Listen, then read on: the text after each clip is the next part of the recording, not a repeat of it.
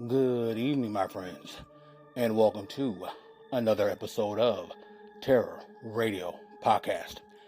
If this is your first time joining me, then welcome. This is a podcast dedicated in bringing you the best of horror and thriller, old-time radio broadcasts, as well as original stories.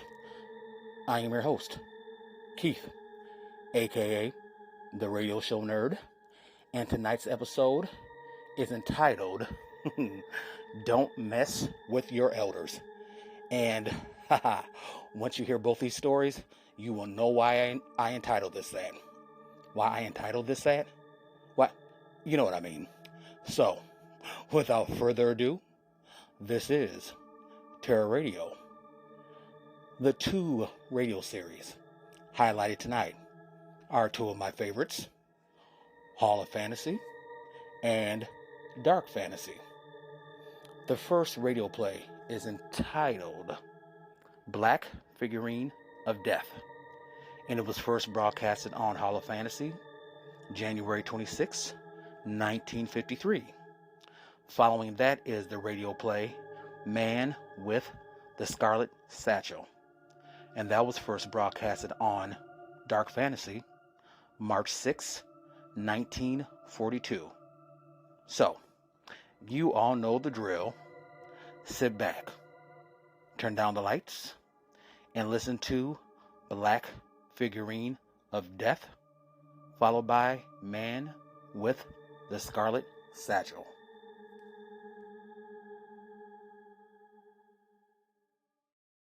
And now,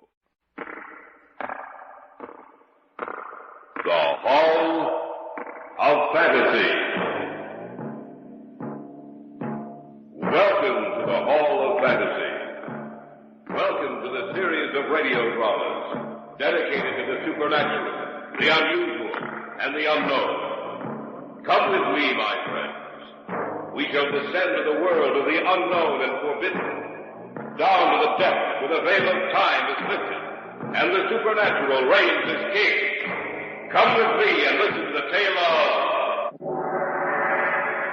the Black Figurine of Death. Is that you, David? Yes, I heard a shot. So did we.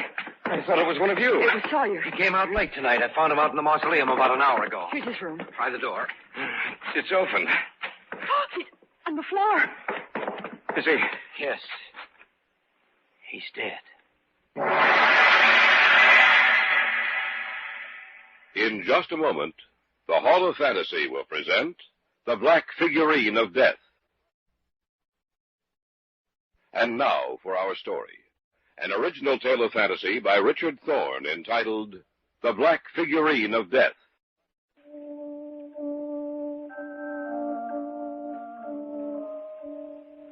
Through all the years of man's existence, no matter what he has learned or been taught from generation to generation, still he carries in the innermost depths of his mind a certain fear of the darkness, a fear of the night, which is somehow associated with death, and which in actuality is the fear of death itself.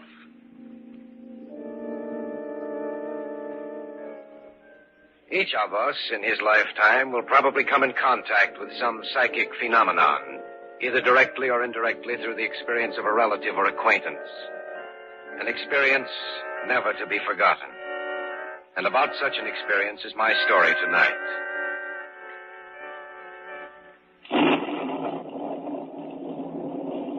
I was there with the others the night he died. We stood at the foot of the bed, Joyce and Harold and I. Amos Jansen's head was cushioned on a pillow, and in his hand he held a little figurine. You sent for us, Uncle Amos? Of course I did. Otherwise you wouldn't be here in my room, Harold. No, Uncle Amos is no... Be quiet. Be quiet, all of you. You're here too, David. Yes, sir, I didn't ask for a speech, young man. I'll do the talking if you don't mind. I must speak to all of you while I still have time. Why don't you rest, Uncle Amos? Rest? You'd like to see that, wouldn't you, Joyce? David? Harold? What? No answer from any of you? I know why you can't say anything. Because it's the truth. Now, see here, Uncle Amos. Don't listen to me, young man. These last years of my life, you've all left me alone. You've had more important things to do. That is, until tonight. Tonight you're all here because you know I'm dying. You've come here like a pack of wolves, waiting for me to die, waiting for your chance to inherit my estate. Oh, that's not true, Uncle Amos. Oh, isn't it?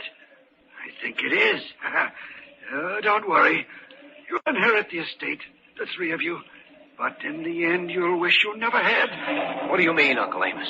That though I die, you'll see me again. All of you who've hated me. And you'll know of my presence when you see this. Why, that's just a little figurine, Uncle Amos. You'll wish you'd never seen it before I'm through.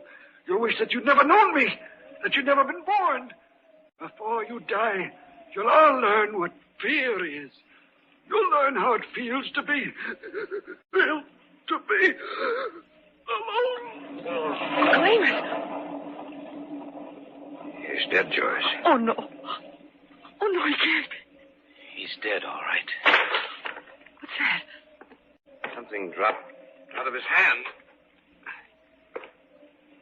Why? It's the little figurine.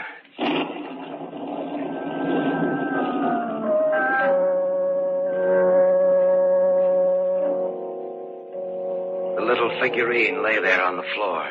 It had fallen from Uncle Amos's hand just as he died. And when it struck the floor, it had broken into 3 pieces. I picked them up and held them in my hand. The pieces fitted together perfectly, much like the pieces of a jigsaw puzzle. It was a queer little figure, its arms raised in supplication, a look of fear upon its face. There was something frightening about it.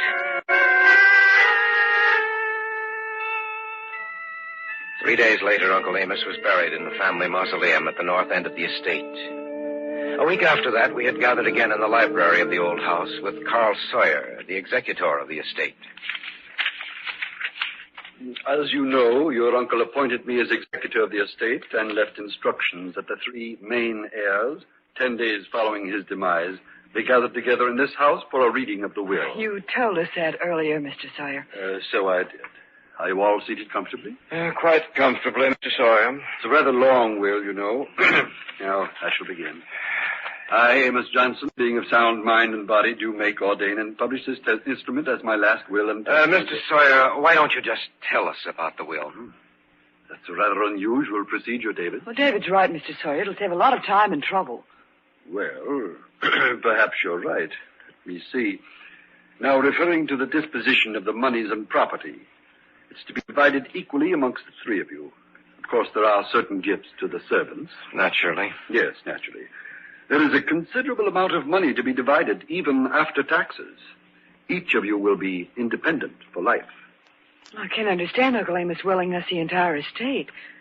The night he died... Contrary to what you may think, your Uncle Amos was really quite fond of you. Is that all to the will, Mr. Sawyer? No. Of course, you realize that if one of you were to die, his or her share of the estate would be divided between the 2 remaining heirs. And there is one other proviso which I cannot quite understand. Yes? Your uncle made one condition referring to the disposition of the monies. Let me see if I can find that. Yes. Here it is. May I read it, please? The heirs are to reside in the family house on the estate for a period of 1 year. If this is not done, their claim to the estate is to be nullified, and they are to be left without a penny.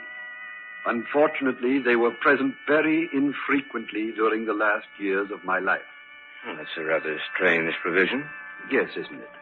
However, as executor of your uncle's will, it is up to me to make sure the provisions are carried out. And believe me, I feel a deep sense of duty to your late uncle.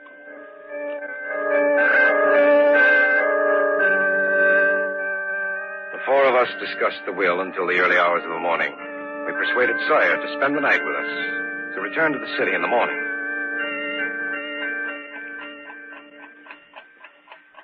The house became quite silent, and the only sound I heard was the ticking of the clock on my dresser. I wondered about the provision of the will in which Uncle Amos ordered that we make our residence in his house. I was lying awake in bed thinking of that when...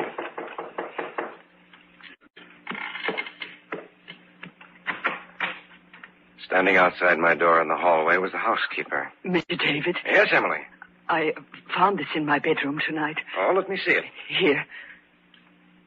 Mm-hmm. It's a little black figurine, just like the one my uncle had. You can have it back now, Emily. It frightened me, so I came to you, Mr. David. How do you think it got there, Emily? Well, there's something strange going on in this house, Mr. David. And I have an idea. I know who's in bed. Who's talking out there? Oh, it's you, David. And Emily. You're up rather late, aren't you? Yes, Mr. Sawyer. I was just going to bed. If you'll excuse me. Good night, Emily. Good night, sir. I'll see you in the morning. Well, I suppose I'd better get back to bed, too. Good night, David. Good night, Mr. Sawyer. I watched him go back into his room. Then I turned and went back into mine. Emily had been on the point of saying something to me.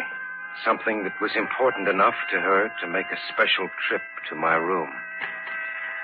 I got back into bed. Wondered what she'd wanted to tell me. Little by little, sleep clouded my brain. And I was half asleep.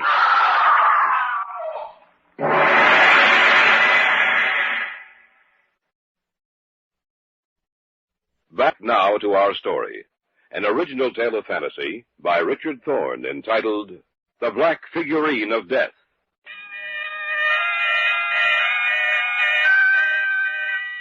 I had been just on the point of falling asleep. Sawyer, I heard someone scream. So did I, David. I know I did. There's David and Mr. Sawyer. Maybe they can tell us what happened. Did you two hear anything? It was a scream. First, I thought it might have been you, Joyce. I think it came from the servants' quarters. Emily. What did you say, David? It'll keep. Come on. Do you think it was the housekeeper, David? It has to be. Maybe she was just startled or something. Well, we'll see in a moment. No, that's a room just down the hall. I hope it's nothing serious. It was serious enough to make her scream. Emily! Emily, is anything wrong? Well, try the door, David. Right. It's unlocked. The light's on in there. She's not in bed. She's... Oh, on the floor. Maybe she fainted. No. She's dead. And look, right beside her, there's a little broken black figurine.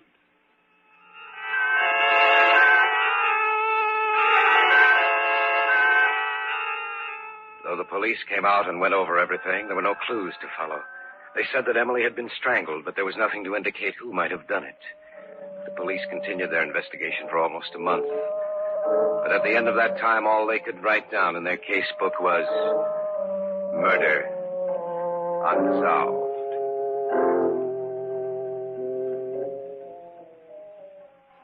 One evening, about 6 weeks after Emily's death, Harold, Joyce, and I were in the living room. The police said they'd never be able to find out who did it unless something new turned up. And it probably won't. Oh, the whole thing frightens me. I still remember Uncle Amos's dying words. That though I die, you'll see me again. All of you who have hated me. And you'll know of my presence when you see this. Oh, it makes me shudder every time I think of it. I've been thinking about what he said, too, Joyce. I wonder if he could come back. You mean come back after death? Yes. Don't be a fool, Harold. Once a man dies, he's dead. Is he? I'm not so sure of that. You shouldn't talk that way, Harold. It's frightening. Would you come out with me to the mausoleum, Dave? Why? When I came in? You probably weren't looking over there. I wasn't either. Another little black figurine. Broken just like the others.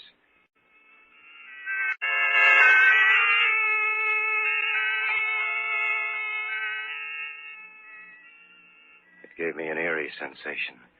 The little figure was broken into 3 pieces.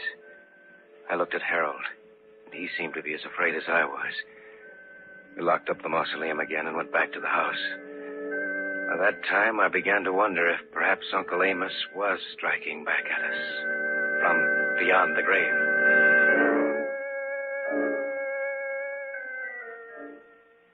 We said goodnight about 11 and retired to our rooms.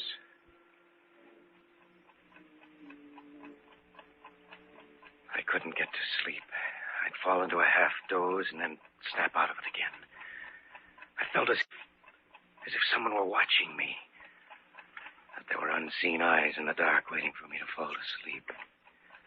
I knew it was only my imagination, yet that feeling would not go away.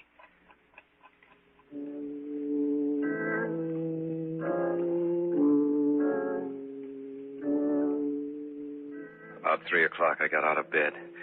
I decided to return to the mausoleum. As I went out the front door, I noticed a light drizzle had sprung up. Something drew me toward the mausoleum, a compulsion, an inner force over which I had absolutely no control. I walked slowly up the gravel walk leading to the mausoleum, not even noticing the light rain which fell on me.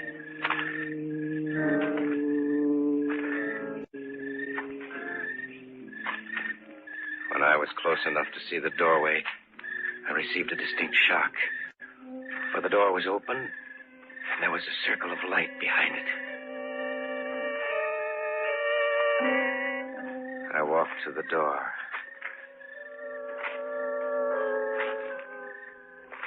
I tried to get through the door quietly, but I jarred it a little, and the noise made the man inside whirl around. In his hand, he held a gun. David! What are you doing here? I might ask you the same question, Mr. Sawyer.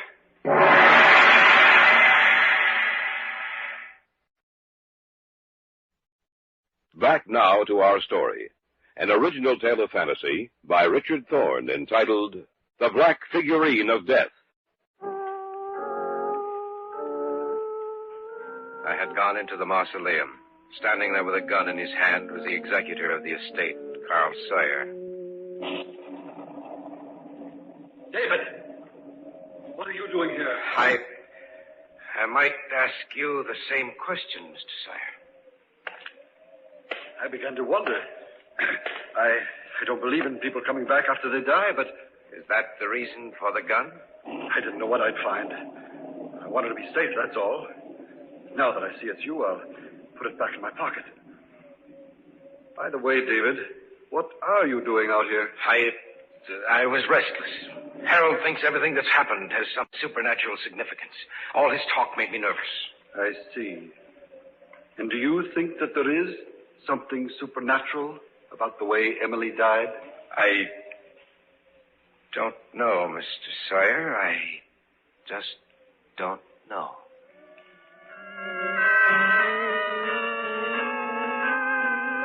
Sawyer and I returned to the house. I asked him to spend the remainder of the night with us. Besides, I wanted to keep an eye on him. I didn't feel much like sleeping, so I went down to the library, picked out a book, and sat down to read. David? Yes? Mr. Sawyer told me you were down here. What's the matter? I can't sleep. David, I talked to Mr. Sawyer for almost 10 minutes. He said he thinks that you're in back of everything. What did you say to that? I told him I thought he was wrong. Thanks for your confidence, Joyce. The more I think about it, the more I think that Harold's right in what he says. You mean that Uncle Amos has come back to life? Yes. I'd keep an eye on Sawyer if I were you. Do you think he's in back of it? I'm not sure. But you must have some reason for it. I went out to the mausoleum tonight about an hour ago. Sawyer was out there. He had a gun in his hand. He told me he was just curious. Why should he suddenly get curious at 3 o'clock in the morning? Well, it does seem rather odd that he... No! Yeah. Stay away from me! I don't want to move! Stay away! That was Sawyer. Come on. It couldn't happen again. It just couldn't. We'll see. That you, David? Yes. I heard a shot. Well, so did we. I thought it was one of you. It was Sawyer. He came out late tonight. I found him out in the mausoleum about an hour ago. Here's his room. Try the door. It's open. On the floor. Is he? Yes. He's dead.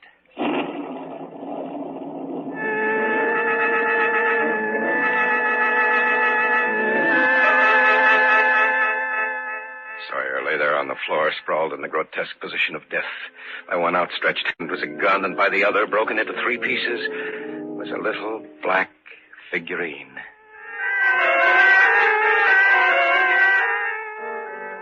Harold called the police. They said they'd be out as soon as they could. The 3 of us went downstairs to the living room. I was right. It is Uncle Amos who's behind it. Oh, it must be. There's no other explanation. I told you before that there are certain things which can never be explained. The deaths of Emily and Sawyer prove that. You don't still think that Sawyer was in back of it, do you, David? Hardly. Will or no will, I'm leaving here now. I'm not going to stay around here and be killed like the others. I'm going upstairs and pack. I'll be down in a while. I'm going to leave too, David. What about you? I don't know. I still can't make myself believe. David! Stay here. Oh, no, I'll go with you. Harold's dead. He has to be all right. Harold! Harold! Doesn't answer. Harold! Where are you? Harold! Harold, answer us! His door is open. He'll be dead. He'll be dead just like the others. No, Joyce, he's not here. The mausoleum. Uncle Amos came and took him back to the mausoleum.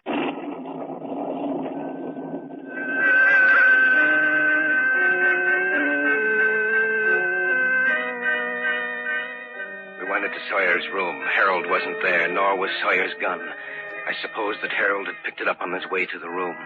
I decided to go out to the mausoleum to see if Joyce was right, to see if Harold's dead body would be found there. Joyce wouldn't remain in the house alone, so together we started out through the rain-filled night. Why don't we wait until the police come, Dave? If this is something supernatural, then they wouldn't be able to help us anyway. David. What's the matter? The mausoleum door is open. You can stay here if you want. I'm going in. I'll go with you.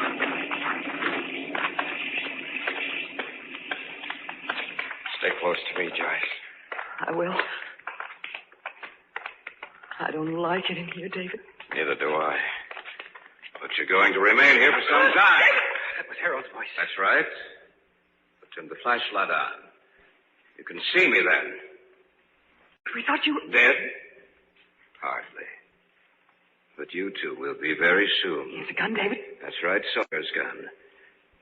Plan this very carefully, David. When the police arrive, they'll find the three of you dead, and I'll be wounded. Tell them that Sawyer was behind it all, that he killed both of you out here, and that he came into the house searching for me. There was a fight. The gun went off, and he died. Then you killed Emily and Sawyer? Yes. I'm going to kill both of you, too. You don't think I believed all that hokum I fed you about Uncle Amos coming back, do you? Of course not. It served its purpose. And now you'll serve yours.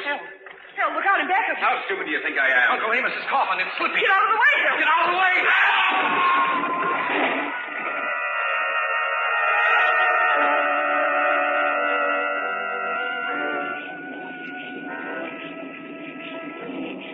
He's dead, Joyce. Uncle Amos. What did you say? Remember what Uncle Amos said when he was dying? That he'd come back and settle with us. The coffin. I wonder if it was just an accident that it slipped out of the crypt. Or whether Uncle Amos really did come back.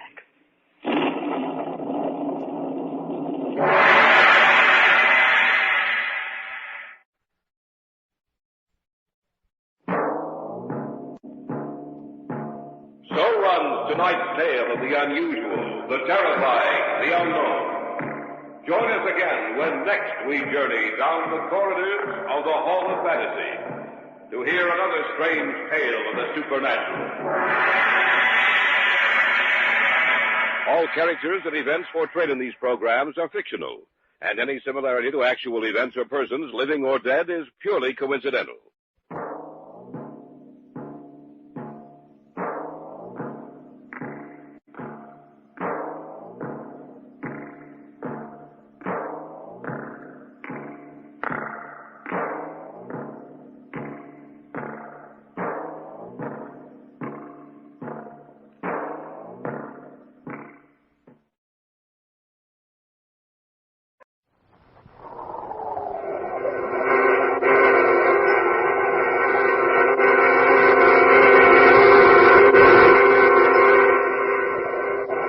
Dark fantasy.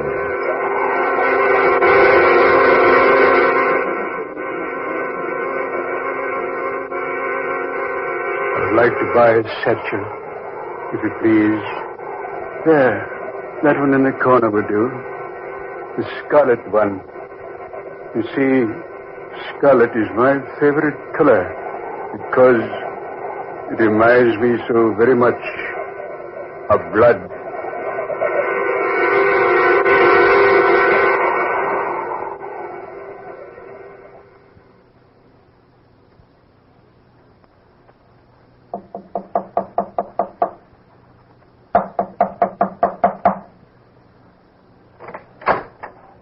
Oh, Rose, come in.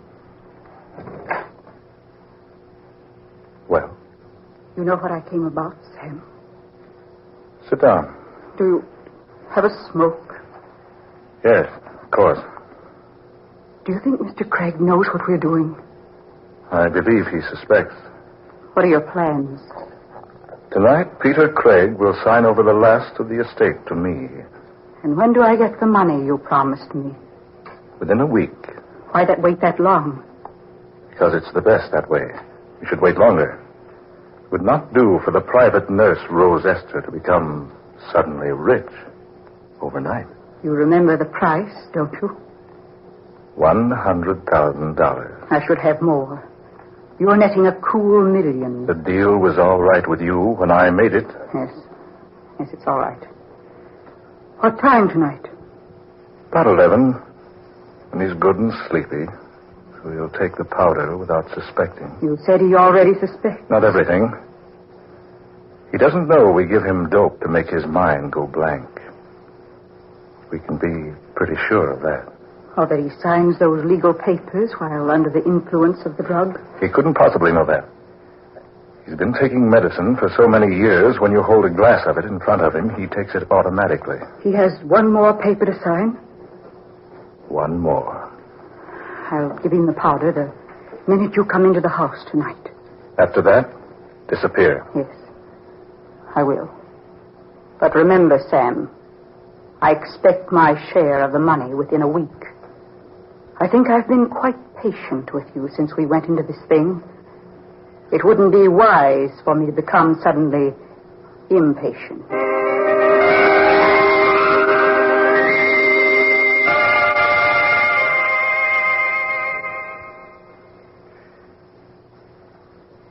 All right, Mr. William. Sit down, sit down. Thank you, Mr. Craig. Nurse, hand me my glasses on that table over there. I can't see a thing without my glasses. Your medicine, Mr. Craig. Eh? Medicine. Oh. Oh, all right. Thank you, nurse. Now, you get my glasses. Here they are. Do you wish warm milk before going to bed tonight? Warm milk? No, not on your life. And don't you go locking my laboratory tonight. I'm going to tinker around in there a bit as soon as Mr. Willard leaves. Yes, sir. Just ring if you need anything, Mr. Craig. You look well, sir. I never felt better in my life. Now, what's on your mind at this hour of the night? Well, Mr. Craig, I've been handling your legal affairs for quite some time now. Yes, you have. 7 years, I believe. That's so. This afternoon I stumbled upon something that absolutely astounded me. And what was that? I happened upon the deed to your estate. I noticed it had never been turned over to you in a legal manner. Well, it's a small technicality, but I thought I should advise you about it. Have you done anything about it? Why, yes, I have. That's why I came out tonight. I have the papers with me. Put everything in perfect order. I say, Mr. Craig, is something wrong? No, I'm just sleepy. I'd better sign the paper now. Yes, sir. I think you'd better. Here, Mr. Craig. On this line right here. Yes. Yeah? That's right.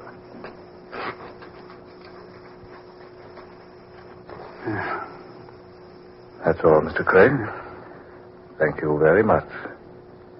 This is just exactly what we needed. Just exactly.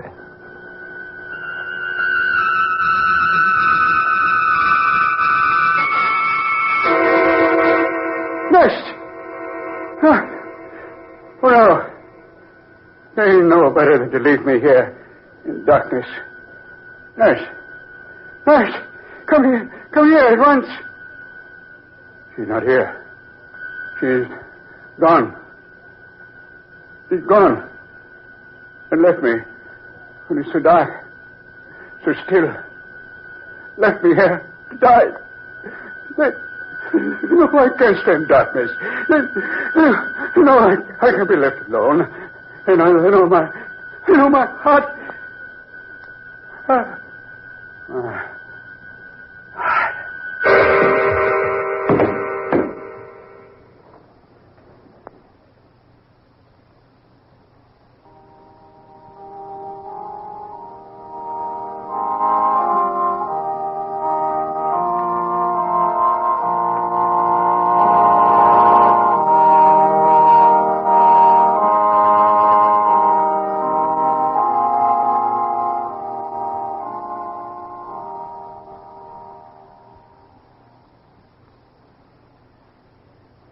And to my manservant, Alex Monroe, I bequeath the sum of $5,000. This is my will. All that remains, aside from the foregoing, is for Mr. Samuel Willard, my attorney, to carry out the duties I already have outlined to him. Herewith, attest my hand. Peter Craig. And that is Mr. Craig's will. I wish to assure you that the last portion, the portion concerning the duties involving myself, have been carried out. They have to do with the funeral itself and the preparations for the funeral. I wish to thank each of you for coming here tonight to hear the reading of Mr. Craig's will. You will each receive your individual shares of the estate in the next 2 weeks. Now, good evening.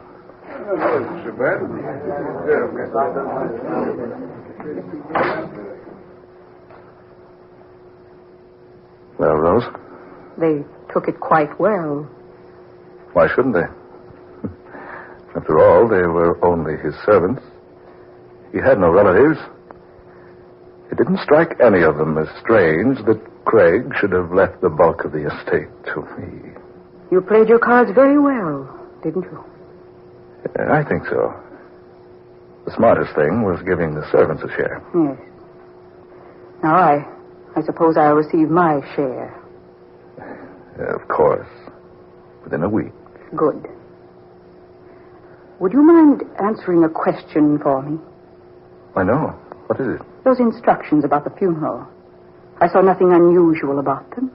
There wasn't anything unusual. But just what were the secret instructions Mr. Craig left for you in a sealed envelope marked to be read immediately following my passing? Oh, that. He just stated he wished to be buried in the family vault.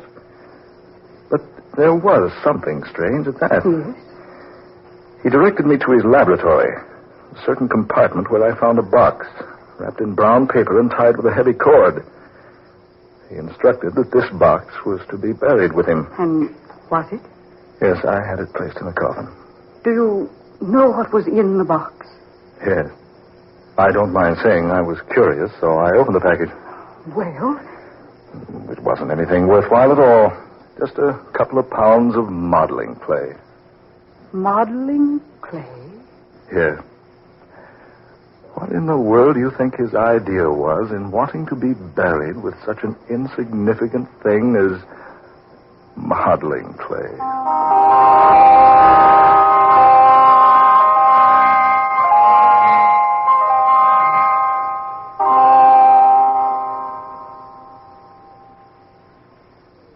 This way, please, Professor White.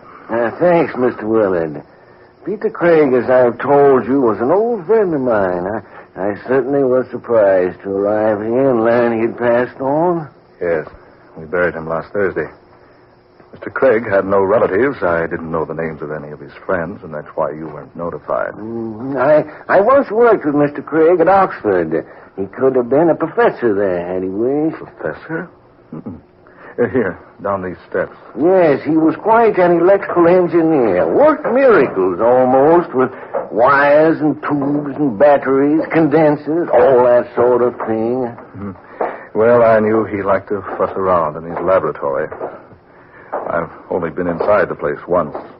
Didn't know he was a master at any particular science. Oh, yes, indeed. He was one in a million. Always experimenting. Always trying some new idea. Here we are. This is Mr. Craig's laboratory. I see. This wax on the door. Oh, that. The police sealed the place up when they were investigating the death of Peter Craig. Investigating? Yes. Mr. Craig died unattended. Heart attack. He fell and struck his head. At first, the police feared foul play. Oh, I see. Oh, I suppose it'll be quite all right to break the seal now. Oh, certainly. We've forgotten all about it. There we are. Now, I'll go first, Professor White.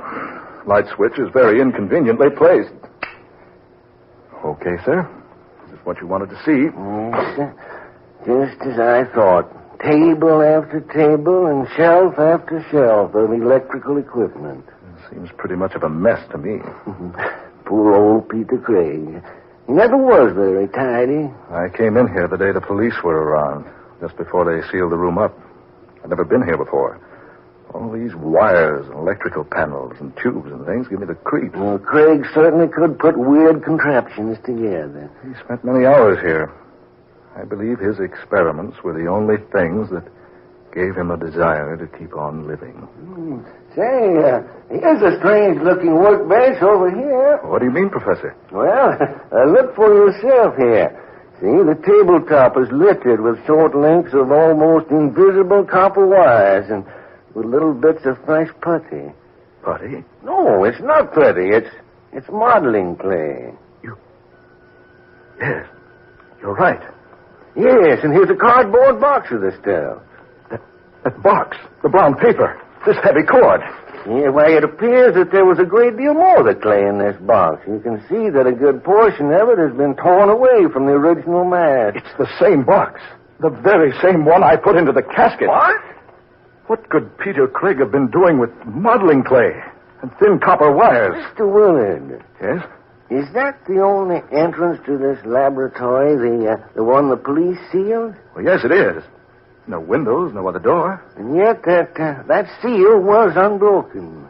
We both saw it was. Yeah, but look here on this workbench here. These bits of clay, still moist, not dry and hardened like they'd be if they'd lain here long. And this hand towel here, look at it.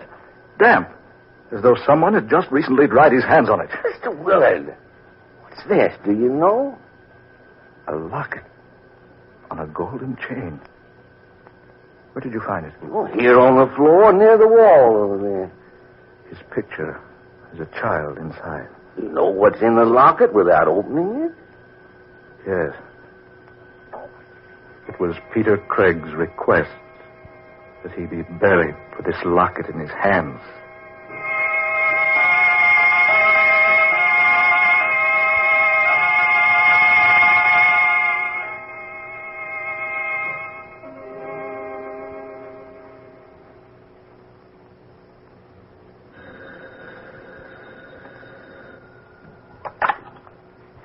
Hello?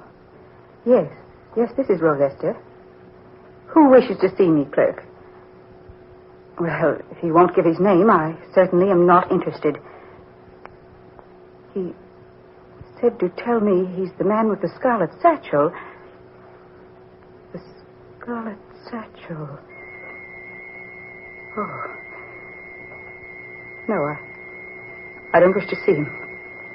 Send him away, please. Tell him to go away.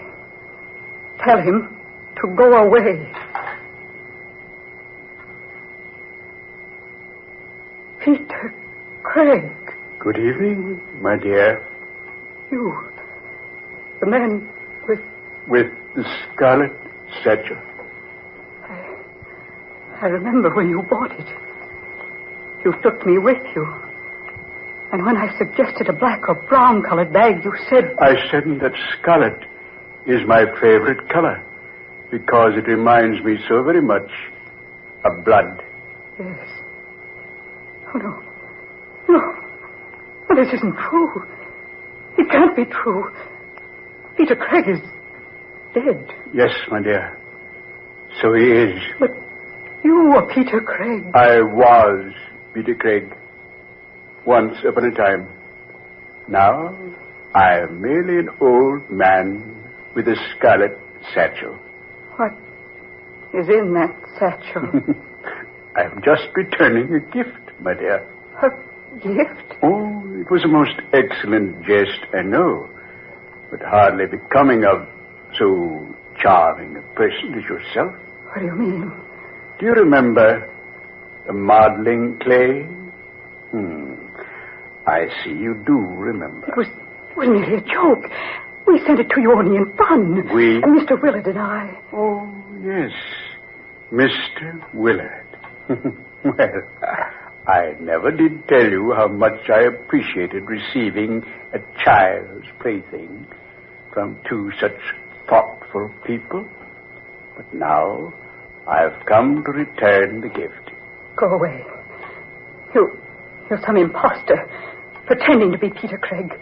The real Peter Craig is dead and buried. I am going, my dear. But I leave the gift with you. You'll find it there in the satchel. You'll find its contents most interesting, I'm sure. And now, good night, my dear, and goodbye. He's gone. It isn't true. Peter Craig is dead. I saw him buried. Oh, this is just a horrible dream. Yes, I'll wake up any minute now and... That satchel. Scarlet. More scarlet now than it ever was. There on the floor, where he left it. Oh, it's opening. Yes, opening. And yet, there are no hands to do it. Something inside. Something is opening that satchel from the inside. What in the name of heaven is that thing? Oh, no. Stop. Stop, I tell you. Keep away. Keep away from me. No. No. No.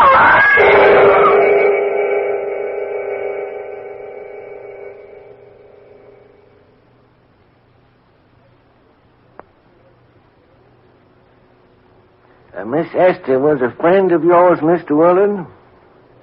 Yes, she was. That newspaper certainly gives a startling account of her death. Yes. Rose Esther was heard by neighboring tenants screaming hysterically. When investigators broke their way through a locked door, they found the nurse sprawled upon the floor of her living room. Both the girl's hands were clasped tightly to her face. Her eyes were staring blankly, wide with terror. Her last gasping words were, "Scarlet Satchel." The terror-stricken girl undoubtedly died from fright. Scarlet Satchel. Yeah, sounds like a murder plot from Sherlock Holmes. Scarlet Satchel. Just a minute, Professor. Mr. Willard, man, don't jump like that. Why, you startled the life out of me. It's gone. Gone? What's gone? He kept it here in this closet. I remember when he bought it. Who bought what, Mr. Willard? What in heaven's name are you so excited about? The Scarlet Satchel. He always kept it here. Now it's gone. I still don't understand what connection... The cemetery. That's it. We've got to go out to the cemetery. Come on, Professor White. We've got to go out there and see what's happened to the grave of Peter Craig.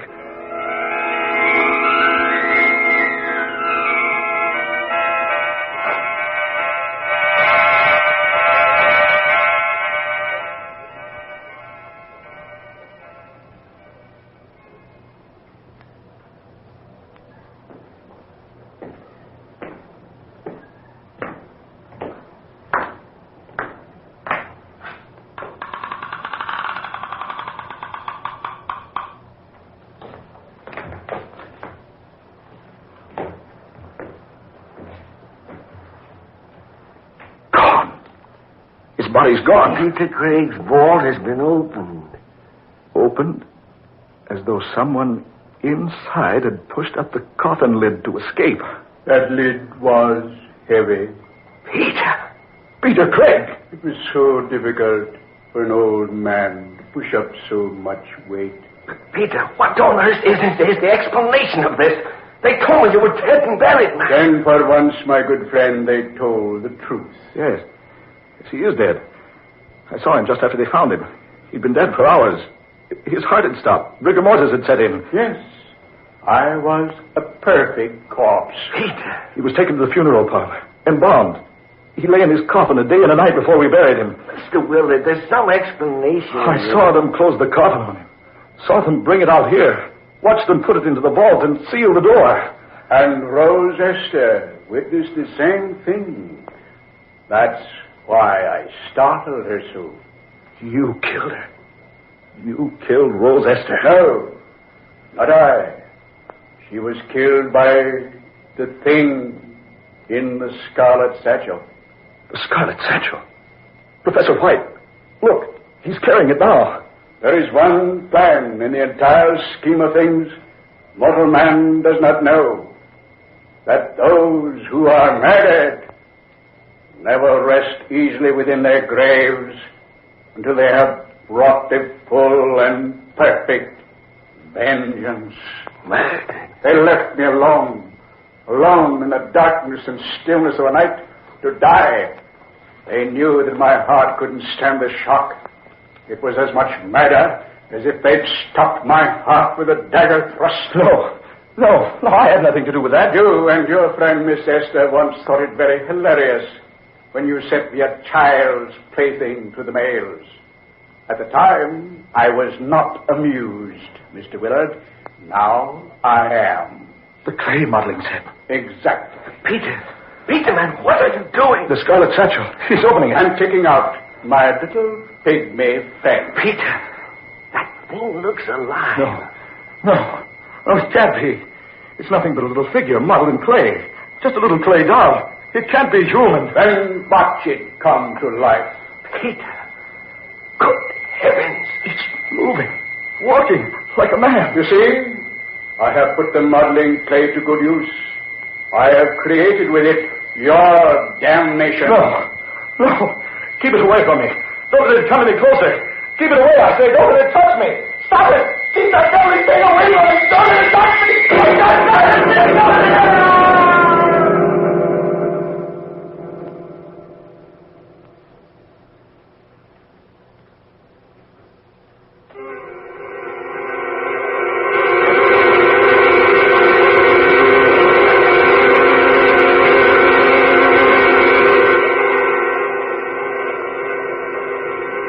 Dark fantasy.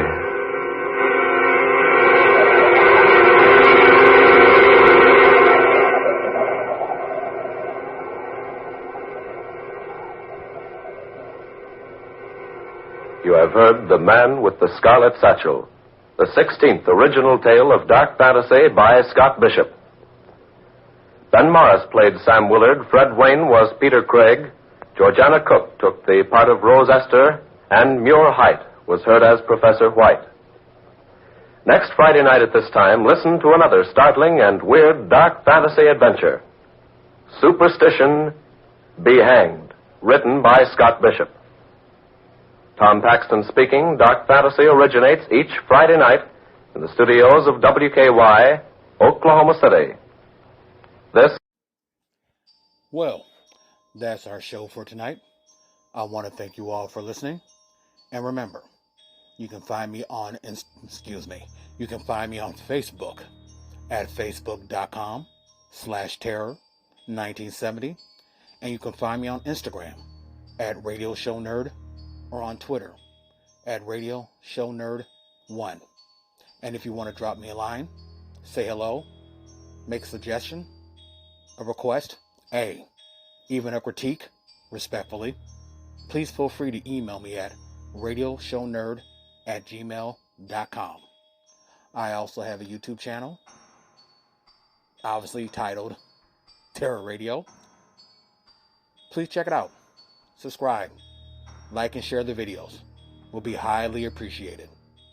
Again, This is your host, Keith, a.k.a. the Radio Show Nerd, signing off.